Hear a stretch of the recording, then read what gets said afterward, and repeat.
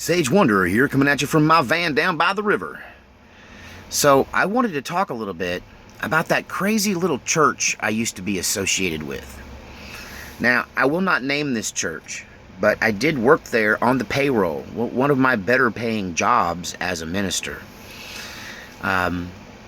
Although my music skills were definitely part of the bargain, they took me on to fill the space of the position of youth pastor. So that was officially my title, youth pastor. Now, I had pastored a church previously, and I had started a church previously.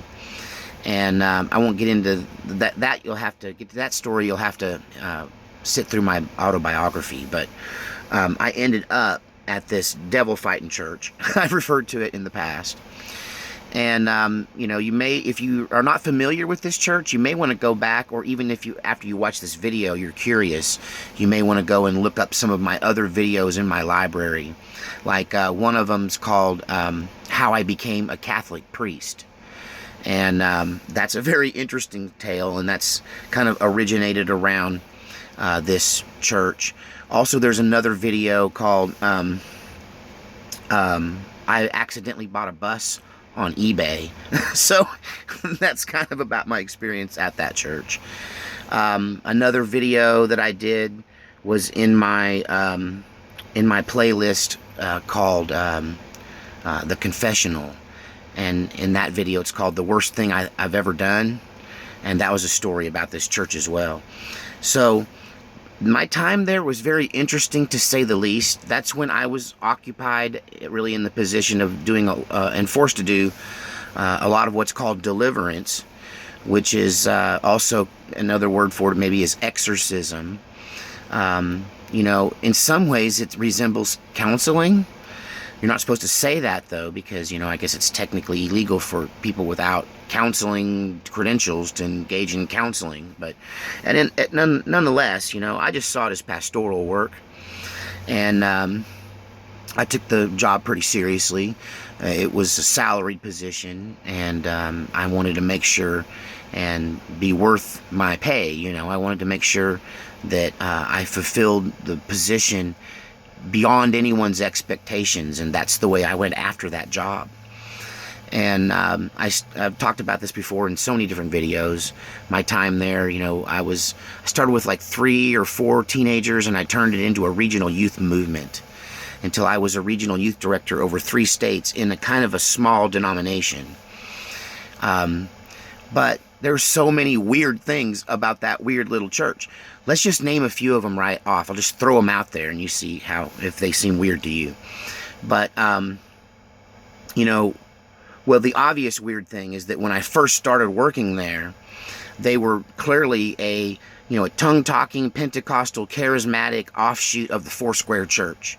So they just seem like every other, Church of God, Assemblies of God, Foursquare, Pentecostal Church of God, but more progressive.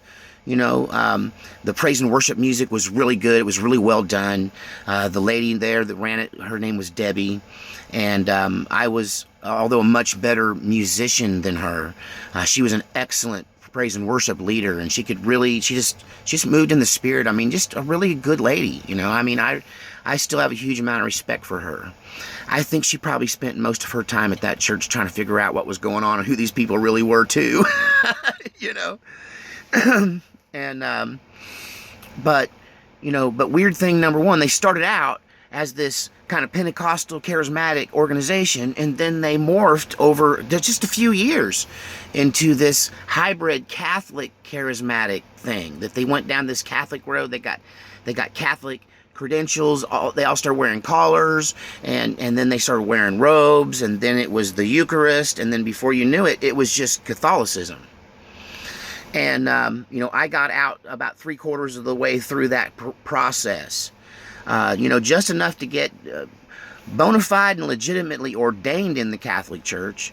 And I was never defrocked, because that's a big deal. I just scooched out of there and went, thanks for the experience. So what a lot of people don't know about Catholicism is that it's dying because their clergy will not join. Like, they can't get any new clergymen. because it's so the clergy are so corrupted at higher levels that it's like logistically impossible to minister to people in the Catholic Church. It's just they make it harder and harder. And so the situation is just so bad, people go to other organizations like Episcopal or, Methodist or something like that, because they just can't make it work. And they want to help people. That's their primary goal, and they want to do it within the church, but then there's all of that. I don't even have to go into all that. But the Catholic Church is almost recruiting anybody that'll convert. And so that's part of it. But so that's a weird thing, number one. They went from being a Pentecostal charismatic church, is about as far as you can get from Catholicism, and the mastermind behind it, he slowly moved them into Catholicism, and a lot of people fell off along the way, and a lot of new people came along as he went, and in the end, he transformed a vibrant Pentecostal church into a functioning, large-bodied Catholic hybrid thing. I just couldn't hang through that process. Just not my cup of tea. How's that? Weird thing number two. Okay, that church was filled with ex-military. Like, everybody was somebody high level. Like, I'm not going to give you enough information to find these people because they're prominent people. But there's been enough of these positions filled by various people, you'll never find out who these guys are, I don't think. Unless you already know who I am and where I worked and who they were. But like one guy, he was in charge, I won't tell you which one, but a major Air Force base. They're run like cities, and they have a guy that's like a city manager. He takes care of the sewer, the trash, you know what I mean? He runs everything. He's like the mayor. And this guy in the church was the active guy at one of those, Air Force bases, right? Or he had been the mayor of one of these Air Force bases. Another guy that's when I knew that 2010, I always heard that I had 2010 vision. I'd go to an eye doctor for a checkup, and they'd be like, hey, why'd you even come in here? You have 2010 vision. Come on. Next, when he actually needs help. And now my vision is failing because I'm aging. But I had 2010 vision, and this guy that went to this church told me, and I'll quote you, when I was an instructor at the Top Gun Academy, you are exactly the kind of person that I would have recruited to fly jets, because you're a musician, your hands are fast, quick hand-eye coordination, and 2010 vision. He said, you ever been knocked out? And I said, no. At that point in my life, I never had been. I said, no. I've been hit square in the face, never knocked out. He goes, you seem like the kind of person we've been looking for. So this guy was a Top Gun instructor. And he's at this church with this other guy who used to be the mayor. I mean, these are high-level retired military or semi-retired military. And there's a bunch more of them, and they're all in this church. And they're all in this slow process of secretly converting all of these charismatic people and clergy to Catholicism. And so that's... Should I stop there? That's pretty weird, too. The other weird thing is that they were known in the region around there as a cult, really. I didn't know it when I walked in and started working with them, but they'd already got kind of a reputation, I guess. I found out later as I got deeper in the organization, and people in the area opened up to me because I was not from that area. And I found out that they were kind of viewed as at least being off a little bit or suspect, because they had this massive revival where apparently a bunch of people had received, I won't even tell you what kind of miracle it was. It would be a medically verifiable and obvious miracle that, I will say this, anybody that had any problems with their dental would go up and get prayed for in this revival, and when they came out, they would have new teeth. We'll just put it that way. They would have new teeth. And so all these people got, before x-rays and after x-rays, where they were getting new teeth, from this revival. And that a lot of people were that freaked them out. And the revival went on for weeks in this small community. And that had happened a few years before I came on. But I don't know what I walked into there. I know, me and my mom were talking about this just yesterday, because my ministry ended there. You know, I'd already done some ministry, and you know, I had, like I said, pastored before, and you know, when I left there, I was pretty much done. And I really haven't done anything, didn't do anything in ministry till I started this channel. And so, you know, my ministry was deep sixed there. If you want to know about that, see my video where it's called Why I Left the Ministry and How Now I Live on Grace. And anyway, yeah, it's hard to think about. It's kind of hard to talk about. You know, that whole thing, how that all went down. But in the end, I learned so much there. And the thing I mainly learned about was evil. You know, these people they considered themselves devil fighters, and they went out after the demonic, and they were unafraid in confronting it.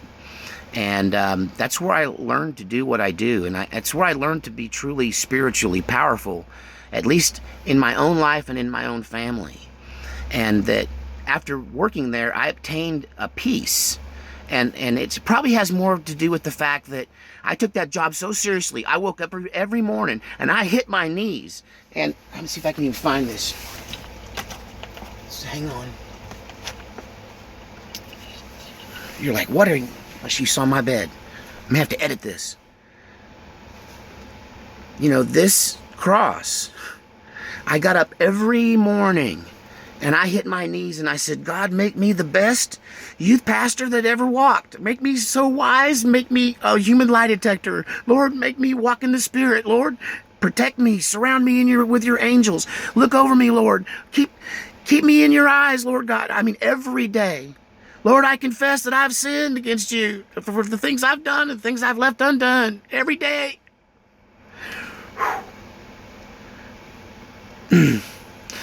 So my success in that position was probably more to do with that than anything that was going on at that church. And I felt like I had to fight them tooth and nail every day to get anything done. They really, I think, hired me to make beautiful music in their choir and take care of some of their teenage kids and make sure they had a lot of fun and didn't get in trouble. And, you know, I don't think they realized they got a true believer in that position. And I filled up their church with with the kind of kids they were trying to move away from Dallas to keep their kids away from. You know, I had to deal with some, you know, putting kids that had never been to church, had never even thought about God, whose parents were either agnostic or just too busy surviving to worry with it. You know, totally, basically unschooled in anything religious or in Christianity in any way. You know, and I was filling the church up with those on Wednesday night. I couldn't get any of them to come on Sunday. But I had this ministry that was actually bigger than the church that was holding it. And eventually, it busted out of the church. Eventually, I had to move it to a community center because it wouldn't fit inside the church anymore. And, you know, maybe my success ruffled their feathers. But I wonder about them because that just seems like such a weird thing. And then I go and I look at their webpage now, and, you know, they built a new building, and I designed the acoustics in it for them. It was the last thing I did before I left. You know, and I wasn't defrocked. I left willingly at the height of my career. But maybe someday I'll talk a little bit more about that crazy little church I used to work for. I have a visitor knocking on my door. All right, see you next time.